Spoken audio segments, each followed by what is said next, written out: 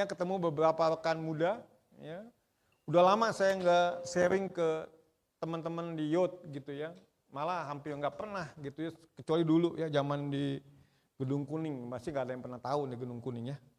Karena saya ngikutin banget teman-teman ini dari Gita masih SD gitu ya. Sekarang udah pada kuliah. Di sini yang kuliah boleh angkat tangan yang kuliah. Yang masih kuliah angkat tangan. Oke, yang masih kuliah ya. Yang sudah lulus kuliah. Yang udah lulus kuliah. Oke. Oke.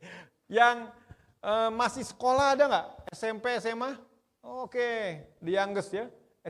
SMP, SMA. Oke, that's good ya. Saya juga punya anak masih ya. 3 gitu, masih belum pergi dari rumah, masih ada di rumah gitu. Kita tinggal di Gading Serpong. Anak saya 3 Jo ya, mungkin beberapa ada yang tahu. Ya, 3 Jo, Joey, Joen, Jovan. Oh, ini karakternya beda-beda. Ya. Ada yang senang TikTokan, ada yang senang Mobile Legend, ya sama itu ya. Ada yang senangnya baca buku. Wah, ini unik nih, anak ketiga justru senangnya baca buku. Dia nggak senang main gadget. Kalau kakaknya luar biasa gitu ya. Ini unik-unik ya. Masing-masing beda kepribadian. Saya yakin teman-teman di sini beda-beda gitu ya.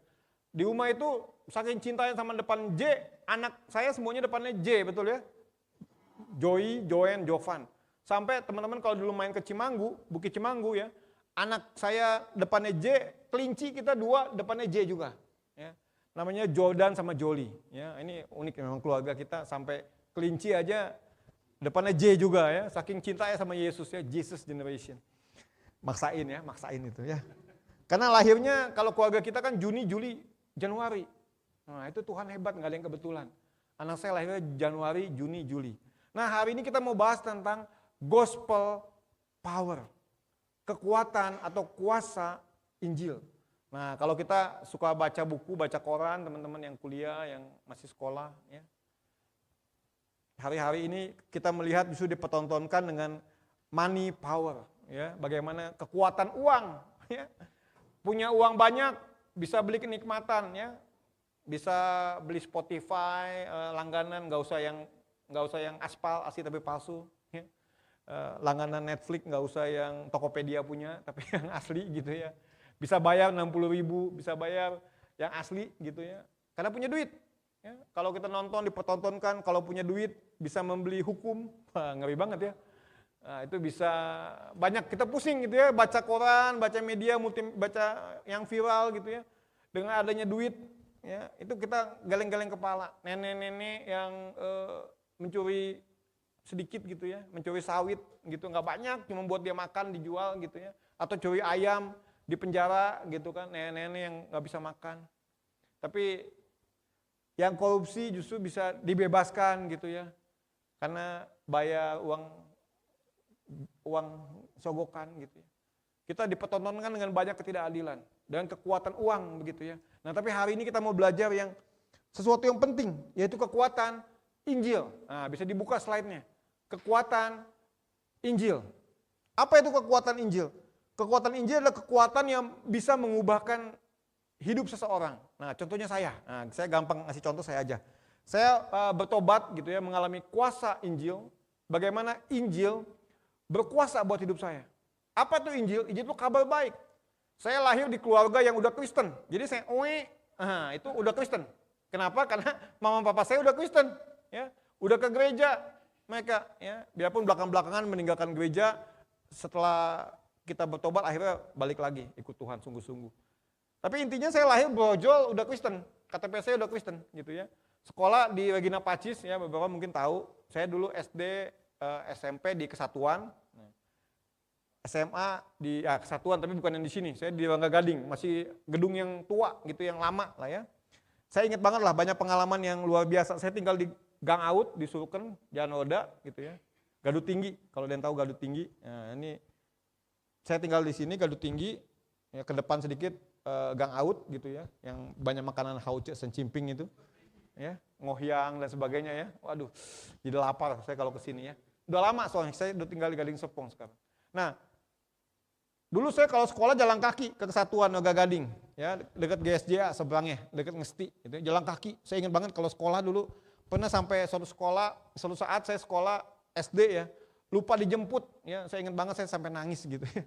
Karena sebenarnya kalau jalan kaki deket gitu ya, deket itu dari Ngesti ke Gang Aut ya. Ini kalau ada yang tahu ya, ke Sulken deket gitu ya. Nah banyak kejadian saya udah Kristen karena udah dulu ke gereja saya, gerejanya 2 gitu, dari gereja Kristus, sekolah minggu karena bapak ibu saya di Jalan Roda, kemudian saya gereja juga di GSJA karena dapat hadiahnya banyak. Maklum lah, waktu sekolah minggu ya, yang dikejar bukan Tuhan, yang dikejar apa? Hadiah gitu ya. Ini kalau gereja Kristus hadiahnya pelit nih kadang-kadang gitu ya. Ini GSJA agak royal nih, ya puji Tuhan saya dapat hadiah Natal 2 gitu ya. Dari gereja Kristus sama dari GSJA gitu ya. Nah pendek cerita, saya udah Kristen gitu ya, tapi saya bertobat sungguh-sungguh ketika SMA kelas 1. Ya. Ketika waktu itu pelayanan, ada pelayanan dari CYM namanya ya, dia anak muda, wanita-wanita yang mengasihi Tuhan. Mereka melayani kita ketika SMA, nggak tahu kenapa saya habis ikut terus gitu ya. Padahal sebelumnya udah Kristen, KTP saya udah Kristen lah, karena orang tua saya Kristen. Nah, tapi kenapa saya bertobat? Karena saya ikut sehari, ikut kedua, kenapa ya kok nyaman ya, kok enak ya ikut itu ya. Kayaknya komunitasnya bisa menerima saya apa adanya, teman curhat yang enak, kelompok yang bisa menguatkan. Karena hari-hari ini kita butuh kelompok yang bukan ngomongin kita, justru ngomongin kita di belakang, tapi justru memberikan kekuatan. Dalam era yang saling ngomongin di belakang, ngejelekin kita di belakang, dan sebagainya. Kalau ini enggak gitu, kelompok-kelompok yang tulus mengasihi kita. Nah, pendek cerita ketika saya belum sungguh-sungguh ikut Tuhan, sebelum saya mengalami kelahiran baru, mengalami kuasa Injil, hidup saya jatuh bangun dalam dosa gitu ya. Tampang Kristen gitu ya, oh kacamata, rajin baca gitu kesannya gitu, rajin belajar kesannya. Padahal dulu baca Kopingho ini ya. Kalau zaman bapak kalian tahu gitu ya apa Kopingho, dulu baca buku silat gitu ya. Makanya kacamata ini, bukan kacamata yang rajin belajar, bukan ya. Dulu pokoknya sebelum ikut Tuhan itu jatuh bangun dalam dosa, tapi orang nggak ngelihat lah, kelihatannya orang baik, biasa aja gitu ya. Saya nggak penjahat yang narkoba segala macam, puji Tuhan nggak sampai ke sana ya. Tapi setelah saya ikut Tuhan, saya percaya kepada Yesus, wow itu pengalaman yang luar biasa. Mulai hari itu hidup saya diubahkan. Ya. Hidup saya bukan tadinya jadi gimana kelihatan beda banget, enggak gitu ya. Tapi ada damai sejahtera. Ya. Yang sampai hari ini gak bakal hilang. Ada sukacita yang dunia gak bisa tawarkan. Ya. Mau saya dapat gaji gede, dapat bonus gede, tapi gak bisa mengalahkan sukacita yang saya punya. Masalah ketika rumah tangga, wah itu luar biasa lah ya. Mungkin kalian juga nanti ketika berumah tangga, kalau sekarang mungkin jadi anak, saya yakin banyak masalah juga di rumah kan, ya, ribut sama orang tua, ribut sama kakak adik gitu ya. Tapi anehnya ada kuasa Injil itu ada damai sejahtera yang melampaui akal. Krisis boleh datang, masalah boleh datang, tapi kok damai nggak hilang ya? Damai kok nggak hilang ya? Itulah indahnya ikut Tuhan. Ada sesuatu yang dunia nggak bisa berikan, itulah kuasa Injil. Kuasa yang mampu mengubahkan dari nggak punya pengharapan jadi punya pengharapan. Dari orang yang tadinya putus asa, tapi dia punya goals yang jelas. Nah kita lihat slide-nya. Sebelum saya ke sana, kita evaluasi. Hari ini kita ada di hari mana gitu ya. Nah slide, nah ini dia. Ini kalau saya pakai usia, tadi di kebaktian 1 kebanyakan udah hari Kamis, Jumat, Sabtu, Minggu. Ya. Kalau di sini mungkin beda nih ya. Jadi kalau ibaratnya umur kita 70 tahun, ya kalau kuat 80 tahun, bonus lah 80 tahun. Karena hari-hari ini tuh makin aneh. Ya. Dulu yang kena diabetes itu usia 40-50 tahun ke atas. Sekarang usia 20 udah bisa kena diabetes, believe it or not. Ya. 30 tahun bisa kena jantung, believe it or not. Karena dari kecil makannya udah makanan yang gak jelas gitu ya. Makanan trans food, saya gak ngomong mereknya lah gitu ya. Makanan yang gak sehat gitu. Ya. Makanan cepat saji yang enak di bibir tapi nggak sehat gitu. Nah sehingga atau manis gula-gula semua, minum gula dan sebagainya. Ya. Banyak minuman kaleng dan sebagainya nggak sehat sehingga 30 tahun udah RIP. Nah jadi kalau di ibadah pagi memang banyaknya usianya kayak saya nih. Ya jadi kalau ibarat 0 sampai 10 hari Senin, 11 sampai 20 hari Selasa, 21 sampai 30 hari Rabu, 31 sampai 40 Kamis, 41 sampai 50 Jumat, 51 sampai 60 Sabtu, 61 sampai 70 Minggu, 70 dipanggil Tuhan gitu ya. Ini enggak lah ya, ini usia firman Tuhan katakan itu umumnya. Ada yang sampai 100 tahun, ada. Ada yang sampai 90 tahun, ada gitu ya. Banyak kisah kita lihat sampai 99 tahun. Ya, Billy Graham sampai usia segitu ya. Sampai hampir 100 dikit lagi. Ya. Ada yang sampai segitu, ada. Ya, biarpun nggak kayak kisah Abraham ya, sama kisah Adam dan Hawa, Metusalah dan sebagainya sampai 970 tahun, 960 tahun ya. Kalau kita zaman sekarang usia 100 aja udah jarang banget gitu ya. Nah ini yang umumnya sampai 70 gitu ya. Nah kalau adik-adik semua mungkin kebanyakan di sini I don't know. Mungkin hari Selasa, ada yang hari Selasa di sini coba angkat tangan. Hari Selasa usia 11 sampai 20. Oh, masih Selasa ya. Coba angkat tinggi udah mandi kan? Oke. Hari Selasa, puji Tuhan. Tapi jangan salah loh ya. Nggak jamin yang Selasa dipanggil belakangan sama Tuhan ya. Kalau Tuhan sayang, pulang, nggak mau gimana gitu ya. Kita nggak pernah tahu hari mati, betul? Nggak ada yang pernah tahu. Di sini hari Rabu 21 sampai 30. Oh, yang udah siap menikah ya, haleluya. Yang udah siap Tuhan, mana panggilan? Mana tulang rusuk saya Tuhan? Haleluya. Nggak usah dicari ya. Tuhan pasti sediakan. Kalau memang sudah waktunya. Nah, jangan sampai mempercepat waktunya nih.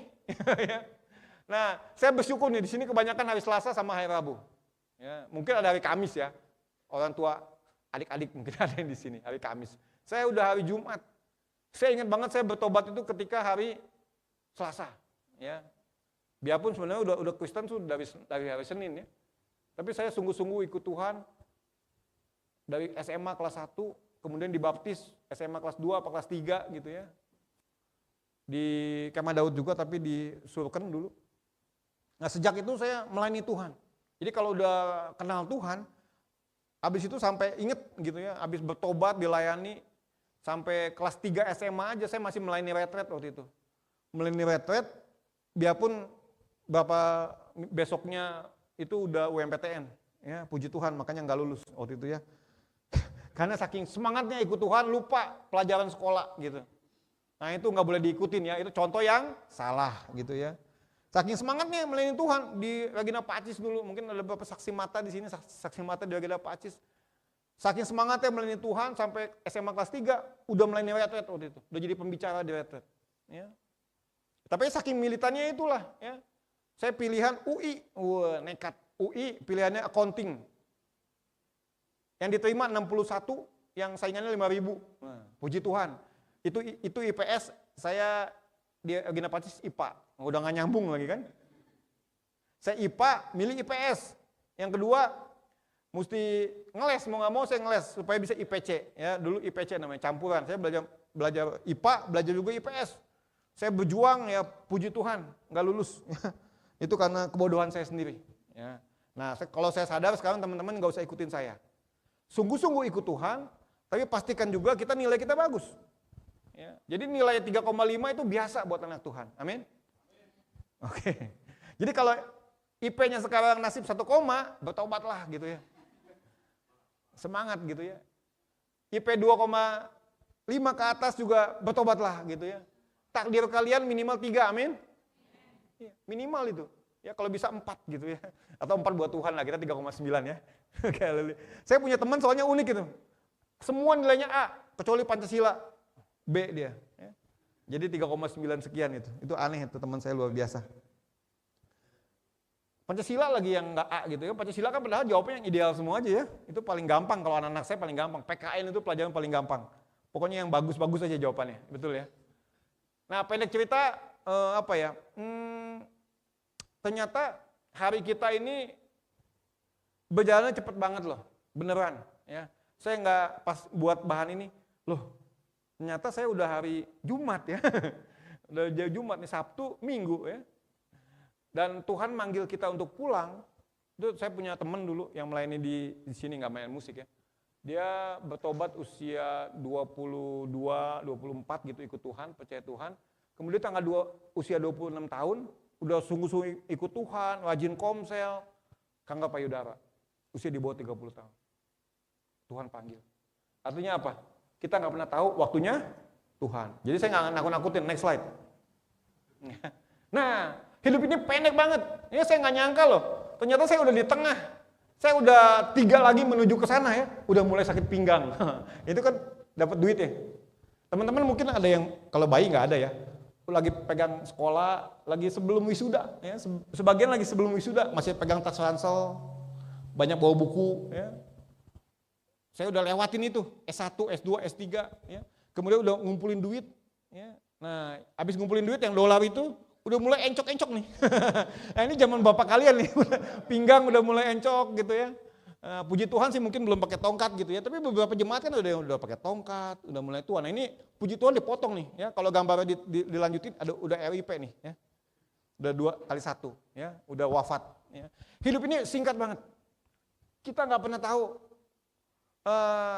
kapan dipanggil Tuhan dan kok cepet banget gitu ya. Saya nggak nyangka loh pas saya saya bertobat usia 16 tahun ya, sekarang udah ya gitulah pokoknya. Kok udah tua banget, udah mau dikit lagi gocap gitu ya. Belum sih, belum gocap ya. Udah mau gitu ya. Hari-hari kita begitu cepat. Ya. Kita nggak tahu kapan kita dipanggil Tuhan. Nah pertanyaannya, next slide. Apa yang kita isi dengan hidup kita? Kita hanya memiliki satu kehidupan, kita nggak percaya reinkarnasi. Kita percaya hidup kita hanya sekali. Nah pertanyaannya yang sekali ini kita hidupi gitu ya. Ini akan sebentar lagi akan berlalu. Hanya apa yang kita lakukan bagi Kristus yang kekal. Pertanyaannya ketika kita sekolah sungguh-sungguh nggak? Apapun yang kamu lakukan, lakukanlah seperti untuk Kristus. Ya. Jangan seperti orang dunia begitu ya.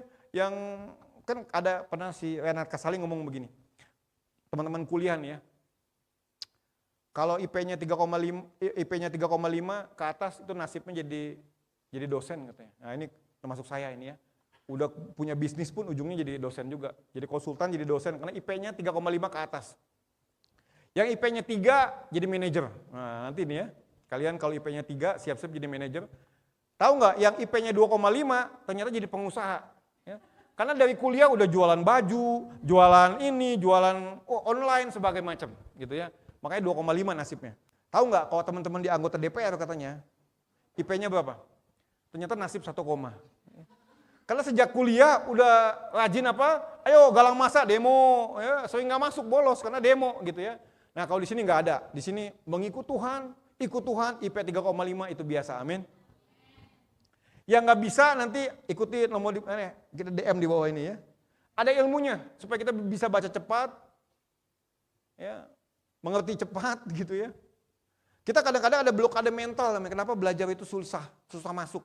Ya. Itu mesti dipatahkan dulu. Ya. Nanti ada sesi berikutnya lah kalau mau tentang how to learn gitu ya. Karena saya pernah punya bisnis sama teman-teman saya. Bisnisnya bukan buka bimbingan les tapi learn how to learn. Belajar cara belajar. Nah ternyata kita sekolah aja kadang-kadang salah. Caranya salah. Sehingga kok susah banget nangkep gitu ya. Susah banget ngerti. Nah ini karena salah caranya. Nah, pendek cerita, balik lagi ke tadi, yang gambar tadi, ya yang skut tadi ya, yang bahwa hidup ini cuma sekali. Pertanyaannya, apa nih teman-teman yang kuliah, teman-teman yang sudah kuliah, yang sudah lulus, teman-teman yang masih pelajar gitu ya. Gampang gini, kalau kita melakukan hidup yang sesuatu bagi Kristus, hanya apa yang kita lakukan bagi Kristus yang kekal. Pertama yang kita lakukan yang kekal itu adalah, pertama kalau hidup kita mengalami kelahiran kembali. Pastikan teman-teman yang SMA, yang kuliah, yang sudah lulus, kita sudah mengalami kelahiran kembali. Kelahiran baru, yang lama sudah berlalu, yang baru sudah datang. Ada Yesus dalam hidup kita. Hidup saya dipimpin oleh Tuhan. Hidup saya dipimpin oleh Kristus. Kristus menjadi kurios, menjadi penguasa tunggal hidup saya. Tuhan lebih dekat daripada baju yang saya pakai. Mengalami apa? Kelahiran kembali. Kalau kita udah ikut Tuhan sungguh-sungguh, cuman ikutin orang tua kita, karena kita dipaksa orang tua kita, atau dipaksa cem-ceman kita, gitu ya, atau supaya dapat jodoh di gereja, gitu ya. Itu nggak kekal. Ya, yang kekal adalah kalau hidup kita ketika kita datang sama Tuhan, kita mengalami kelahiran kembali. Apa itu kelahiran kembali? Ya, saya jelaskan 2 menit ya. Kelahiran kembali adalah, apa kita lahir 2 kali? Enggak. Nikodemus nanya, maksudnya apa lahir kembali? Lahir kembali itu sederhana. Lahir kembali adalah hidup yang diserahkan kepada Tuhan. Hidup yang mau Tuhan, ini hidupku yang lama. kita datang sama Tuhan, Tuhan ini hidupku yang lama, hidupku yang penuh dosa, aku mau Tuhan yang hidup di dalam hatiku. Tuhan yang menjadi raja dalam hidupku. Tuhan yang menjadi penguasa tunggal dalam hidupku. Ya. Karena firman Tuhan ngomong di Wahyu 3 ayat 2, Roma 3 ayat 23, upah dosa adalah maut. Takdir kita tuh yang suka buat dosa ya siap-siap masuk neraka begitu. Itu takdir kita sebenarnya. Tapi karena Yesus datang membawa hidup, saya punya pengharapan. Yesus masuk dalam hati saya. Kenapa makanya saya ada goncangan, lagi kurang duit gitu ya. Lagi beti ya. Uangnya tipis gitu ya. Tapi saya yakin ada Tuhan yang mengatakan dalam saya, Tuhan gembalaku, takkan kekurangan aku. Yang membaringkan aku di padang yang berumput hijau. Yang membawaku ke air yang tenang. Yang menyegarkan jiwaku. Sekalipun aku berjalan dalam lembah kekelaman, aku tidak takut bahaya. Sebab tongkatmu dan gadamu yang beserta aku. Yang memberi penghiburan kepadaku. Ikut Tuhan tuh kayak gitu ya. Jadi setelah Yesus masuk dalam hati saya, tangan-tangan boleh datang, masalah boleh datang, tapi sukacita gak bisa hilang. Damai sejahtera gak bisa hilang. Jadi yang pertama kita pastikan hidup kita mengalami ini. Kalau belum, nanti kita doa sama-sama. Undang Yesus masuk dalam hidup kita. Undang Allah yang besar itu. Ya. Yang bagi kita itu nggak mampu, dengan kekuatan saya nggak bisa gitu ya. Hanya dengan kekuatan Tuhan ya kita bisa diselamatkan. Next slide. Kita baca sama-sama ayat ini ya, Roma 15 ayat 17 sampai 19. 3 2 1. Jadi dalam Kristus aku boleh bermegah tentang pelayananku bagi Allah, sebab aku tidak berani berkata-kata tentang sesuatu yang lain kecuali tentang apa yang dikerjakan Kristus melalui aku, yaitu memimpin bangsa-bangsa lain kepada ketaatan dengan perkataan dan perbuatan, dengan kuasa tanda-tanda ajaib dan mujizat-mujizat, dan dengan kuasa Roh Kudus. Demikian dalam perjalanan keliling dari Yerusalem sampai ke Illyricum, aku telah memberitakan sepenuhnya Injil Kristus. Kuasa Injil mengatakan apa? Jadi dalam Kristus, Paulus yang ngomong ya kepada jemaat Roma. Jadi dalam Yesus, aku boleh memegah tentang pelayananku bagi Allah. Dan dia nggak berani berkata-kata yang lain kecuali apa yang dikerjakan Kristus. Jadi kekristenan itu bukan tentang teori, tapi tentang mengalami Allah, mengalami Yahweh, mengalami Elohim dalam hidup kita. Mengalami Allah yang mengubah hidup saya yang dulu bejat, hidup saya nggak punya pengharapan, jadi hidup saya yang punya pengharapan, jadi hidup saya yang penuh sukacita, hidup saya penuh damai sejahtera, dan saya akan membagikan kepada yang lain. Dan dibagikannya dengan apa? Disertai dengan tanda-tanda ajaib dan mujizat-mujizat. Next slide, kita lihat contohnya. Ini takdir orang Kristen. Mengatakan apa? Kalau kita lihat kisah si Petrus dan kisah si Paulus. Tapi sebelumnya kita akan lihat, kalau kita dipenuhi kuasa, dipenuhi karunia gitu ya. Banyak sekali karunia Tuhan. Ya. Karunia Tuhan itu karunia untuk berkata-kata hikmat. Pengetahuan, iman, menyembuhkan. Ayo gereja Tuhan. Kita rindukan ini terjadi. Kuasa untuk mengadakan mujizat, karunia untuk membuat, membedakan roh, berkata-kata dalam bahasa roh, menafsirkan bahasa roh. Nah ini nggak sempat saya jelas satu-satu ya. Nanti silakan diskusi di IG masing-masing ya. Kita rindukan, kita mengalami karunia yang Tuhan sediakan buat kita, namanya karunia roh. Ketika kita percaya Yesus, Yesus masuk dalam hati saya. Yesus berkuasa dalam hidup saya. Rohnya menguasai hidup saya. Dan ini harusnya kita miliki. Teman-teman yang kurang hikmat, aduh Tuhan ini gak ngerti-ngerti kok pelajaran. Datang sama Tuhan. Buat otakku supaya encer Tuhan, supaya paham. Ya. Otak yang proyek Nobel ekonomi, proyek Nobel fisika, semua otak siapa yang kasih? Tuhan yang ngasih. Jadi kuncinya apa? Kalau kita gak ngerti pelajaran, Tuhan beri aku hikmat. Tumpang tangan sama kepalanya ini. Otaknya di sini kan, bukan di sini ya, otak di sini. Apalagi jangan di sini gitu ya. Otaknya di sini. Tuhan, IP-ku boleh jelek Tuhan. Ya, Tuhan aku nggak paham nih kalau ngejelasin kok nggak jelas banget nih dosen gitu ya. Ini dosen ajaib banget ya gitu ya. Saya pernah punya dosen ajaib teman-teman. Semua nilainya 25, 30 gitu ya. Itu dosennya ajaib. Dan kemudian di akhir kuliah, yang mau nilainya bagus kumpulkan uang ke ketua kelas. Nah itu kampus ajaib lah ya, itu oknum aja oknum ya, nggak semua kayak gitu. Jadi yang ngasih duit ke ketua kelas, nyumbang ke dosennya nilainya bagus ya. Kalau saya percaya Tuhan sejak SMA, lebih baik saya nggak lulus. Puji Tuhan saya dapat D waktu itu. Ya. Tapi saya ngulang mata kuliah yang sama. Ya, semester pendek, saya dapat A. Dan kemudian S2 ketemu lagi mata kuliah itu, namanya mata kuliah perilaku organisasi. Dan puji Tuhan, saya malah ngajar S2 mata kuliah perilaku organisasi. Jalan Tuhan tuh agak aneh gitu ya. Yang saya dibuat nggak lulus, ketemu dosen yang ajaib gitu ya. Malah Tuhan pakai di sana. Nah, pendek cerita, apa karunia yang kita butuhkan? Tuhan pasti berikan buat kita. Supaya apa? Supaya nama Tuhan ditinggikan lewat hidup kita. Bukan supaya kita sombong, wah ini hebat nih anak siapa nih. Ini hebat nih kita karena udah ngeles sana sini. Enggak ya, tapi karena Tuhan. Kita lihat kisahnya Petrus ya. Dengan cepat kita lihat kisahnya Petrus, saya akan cepat aja ya. Nah ini kalau teman-teman baca, Petrus mengalami orang yang pengecut, orang yang menyangkal Yesus 3 kali, tapi oleh karena kuasa Roh Kudus, 3.000 orang percaya kepada Tuhan, memiliki keberanian memberitakan firman Tuhan, namanya Petrus. Yang kedua, ketika dia masuk ke gerbang indah gitu ya, ada minta dong, minta duit udah pasti. Si Petrus ngomong, saya nggak punya uang. Tapi dalam nama Yesus, berjalanlah, orang itu berjalan. Dan yang ketiga, ya, ini nggak kalah ajaib, Petrus lagi jalan, kena bayangannya disembuhkan. Artinya apa? Ada kuasa dalam pemberitaan Injil. Contoh yang kedua adalah kisah Paulus. Ya, Paulus pun sama. Ya, dia orang yang menghujat Yesus, orang yang nimpukin batu sama pengikut Yesus. Ya. Tapi ketika itu Saulus bertemu dengan Yesus, matanya buta, kemudian didoakan sama anak Tuhan, pengikut Yesus. Akhirnya dia dicelikan matanya, mengalami pertobatan. Bukan cuma matanya disembuhkan, tapi hidupnya berubah karena ketemu Yesus. Nah, terus yang kemudian Paulus mengalami apa? Ketika di Listra, dia mendoakan orang lumpuh berjalan.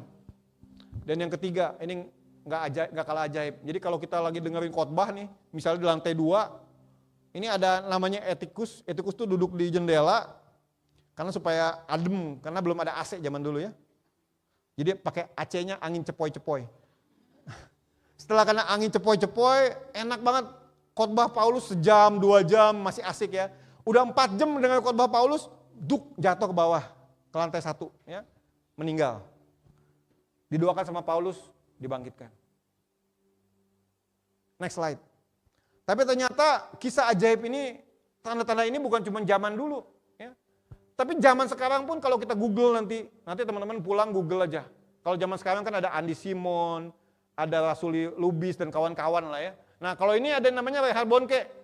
Teman-teman mungkin ada Catherine Kuhlman, ada Smith Wigglesworth ya. Saya ambil dari Reinhard Bonnke. Ini believe it or not gitu ya. Ini yang pertama si Daniel, Pastor Daniel. Dia ketabrak mobil, meninggal, istrinya nggak terima, dia mati. Ah ini belum waktunya, masih muda. Dia bawa ke kebaktian kebangunan rohaninya Reinhard Bonnke. Reinhard Bonnke khotbah di atas, mayatnya itu di bawah. Ya. Udah dinyatakan meninggal sama dokter waktu itu. Ya. Ketika dia khotbah, memberitakan Injil, itu mayat bergerak dan ternyata hidup kembali. Saya geleng-geleng kepala, tapi nanti Google aja. Ya. Mau percaya syukur, nggak percaya nggak apa-apa, gitu ya. Karena waktu zaman Yesus aja, mereka udah makan 5 roti 2 ikan, tetap kok menyalibkan Yesus. Udah melihat dengan mata kepala sendiri, Lazarus yang meninggal, udah 4 hari dibangkitin kembali, tetap kok bisa membuat Yesus disalibkan. Artinya masih ada yang nggak percaya. Jadi sekalipun melihat mujizat, belum tentu percaya. Apalagi manusia yang melakukannya. Dan Reinhard Bonnke, bukan dia yang menyembuhkan, bukan dia yang membangkitkan. Yesus memakai tangannya Reinhard Bonnke. Karena Reinhard Bonnke ini manusia biasa, dia orang Jerman, manusia biasa. Yang luar biasa adalah Tuhannya. Ya. Yang kedua adalah di KKR-nya di Nigeria 2006, ini bukan kisah di Alkitab, tapi kisah nyata yang modern gitu zaman sekarang. Di 2006, bukan satu orang buta yang dicelikan matanya. Kalau satu mungkin kebetulan sepertinya. Ini 9-9-nya mengalami pemulihan matanya, bisa melihat. Yang ketiga adalah ketika Australia. Orang ibu-ibu perempuan yang datang dengan kursi roda, ya, mengalami tulangnya rapuh, tulang sendinya, pakai kursi roda, pulang ketika itu didoakan, ada 8.000 orang yang didoakan. Dia doakan satu wanita di situ, di antara itu, Tuhan ngomong bahwa Tuhan menyembuhkan engkau. Bangkit dan berjalanlah. Jalan wanita itu, kemudian dia lari. Gila ya. Jadi artinya apa? Tuhan itu mampu melakukan sesuatu hal. Ya. Pertanyaannya apa buat kita yang kita bisa pelajari? Kita mau bawa pulang 3 hal. Yang pertama, next slide. Satu hal yang pertama kita mau bawa pulang apa? Kita sadari ya bahwa ada otoritas dalam kesaksian. Artinya apa? Yang pertama, teman-teman anak sekolah, kuliah, mahasiswa, ya, yang udah lulus, yang sudah bekerja, pertama yang harus kita lakukan adalah kalau kita sudah mengalami kuasa Injil, yang pertama adalah kita bersaksi. Yang pertama apa? Bersaksi. Ya, ini ada 3 doang, habis itu kita pulang. Ya. Jadi yang pertama kita dipanggil untuk apa? Bersaksi. Sama-sama kita baca ayat di bawah ini, 1 Korintus 2 ayat 4 sampai 5. Ya, ayat di bawah ini ya. 3, 2, 1. Baik perkataanku maupun pemberitaanku tidak aku sampaikan yang meyakinkan, tetapi dengan keyakinan akan kekuatan roh, supaya iman kamu jangan bergantung pada hikmat manusia, tapi pada. Jadi baik perkataanku maupun pemberitaanku, bukan karena kita jago ngomong, kita bersaksi, enggak. Ya. Jadi kita datang sama teman kita yang lagi putus asa, yang lagi stres ujian, yang lagi stres kuliah, yang lagi stres nggak dapat kerja, datang, doain dia. Cerita bahwa Tuhan itu baik buat hidup kalian. Dan Tuhan juga baik buat hidup dia. Dikatakan di sini bukan dengan kepandaian hikmat kita. Bukan dengan apa hikmat kita. Tapi dengan apa? Keyakinan akan kekuatan Roh. Jadi kita yakin ada Roh Kudus dalam hidup kita, kita bersaksi. Ya. Bersaksi. Bersaksi. Ya. Kita nggak pernah tahu. Ya, yang dulu kita injili ketika SMA, ya, saya ngelihat, waduh itu Tuhan baik banget. Yang dulu kita ajakin komunitas sel itu susahnya setengah hidup gitu ya. Bukan setengah mati lagi, setengah hidup. Kalau kita datang bilang nggak ada, kalau kita datang bilang lagi keluar, ya kita kunjungin waktu di Regina Pacis gitu ya. Tapi hari-hari kita lihat ada yang udah jadi hamba Tuhan, jadi youth pastor, ada yang udah jadi pengusaha. Dulu mereka nakal-nakal, jadi kita nggak pernah tahu. Ya, bagian kita apa? Bersaksi. Sama-sama katakan bersaksi. Yang kedua, next slide. Melampaui batas logika manusia. Kalau ada kuasa Injil, ada kuasa Allah dalam hidup kita, teman-teman jangan putus asa. Kalau nilai sekolah kita jelek, orang tua kita aduh nih bayar sekolah aja susah gitu ya. Percaya sama Tuhan. Tuhan Jehovah Jireh, Allah yang menyediakan. Bagian kita taat. Bagi dialah yang dapat melakukan jauh lebih banyak daripada yang kita doakan atau pikirkan. Seperti yang ternyata dari kuasa yang bekerja di dalam kita. Sama-sama kita baca ayat ini. 3, 2, 1. Bagi dialah yang dapat melakukan jauh lebih banyak daripada kita doakan atau pikirkan. Seperti yang ternyata dari kuasa yang bekerja di dalam kita. Jadi kalau kita punya tantangan, punya masalah dalam hidup kita, puji Tuhan. Artinya apa? Ada kesempatan Tuhan bekerja lewat hidup kita. Dia mampu melakukan yang jauh daripada yang kita doakan. Itu kebaikan Tuhan. Yang ternyata dalam kuasa yang bekerja dalam kita. Teman-teman, saya yakin lah biarpun masih kuliah, masih sekolah, pasti ada masalah. Masalah sama teman sekolah, masalah sama orang tua, masalah sama teman. Tapi Tuhan katakan apa?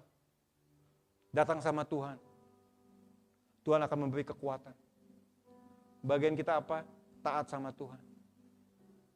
Taat sama Tuhan. Saya nggak tahu nih masalah teman-teman apa ya. Masalah zaman saya dulu beda sama zaman sekarang nih. Ya, masalahnya sudah jauh berevolusi gitu ya. Kalau dulu jangan nonton bioskop gitu. Kalau sekarang ya nonton bioskop ya biasa aja gitu ya. Banyak yang lebih bejat daripada bioskop gitu ya. Dan dosa itu sejauh daripada handphone yang kita pakai kan gitu. Ya. Banyak udah Kristen tapi hidupnya belum Kristen. Mungkin orang tua kita nggak tahu dosa yang kita lakukan. Cuman Tuhan dan kita yang tahu. Tuhan aku kok nggak bisa lepas daripada kecanduan. Mau kecanduan pornografi, kecanduan merokok, kecanduan apapun. Ya. Tuhan katakan Tuhan mampu menyembuhkan, amin. Yang ketiga, yang terakhir. Demikianlah hendaknya terangmu bercahaya di depan semua orang, supaya mereka melihat perbuatanmu yang baik dan memuliakan Bapamu dan di surga. Sama-sama kita baca ayat ini. 3, 2, 1.